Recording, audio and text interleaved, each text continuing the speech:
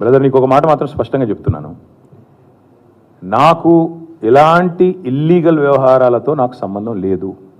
Phone tapping అని చెప్పి leak వీరుడు రేవంత్ రెడ్డి గారు పాపం డైరెక్ట్గా ప్రెస్ కాన్ఫరెన్స్ పెట్టే దమ్ము లేదు, డైరెక్ట్గా ఆధారాలు ప్రజల ముందు పెట్టే దమ్ము లేదు. ఏముందో విషయం ఎవరికి తెలియదు. పోలీస్ రిమాండ్లో ఉన్న వాళ్ళకి కూడా ఫోన్లకు వెళ్ళి మీకు లీకులు వస్తాయి.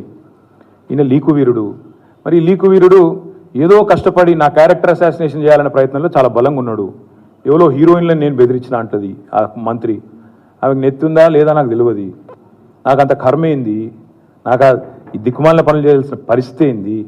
నాకు ఎలాంటి ఫోన్ ట్యాపింగ్ వ్యవహారంతో నాకు ఎలాంటి సంబంధము లేదు. ఈ అడ్డమైన మాటలు ఎవరైనా మాట్లాడితే, చెత్త మాటలు ఎవరైనా మాట్లాడితే వారు మంత్రి అయినా ముఖ్యమంత్రి అయినా తాట తీస్తాము, లీగల్గానే చూసుకుంటాం. తాట తీస్తామంటే మళ్ళీ మీరు ఇదే యూట్యూబ్లో తమ్మునీళ్ళు పెట్టి తాట తీస్తామన్నాడు ఈయనకు అహంకారం ఎక్కువ అని చూపెడకూరి. అదే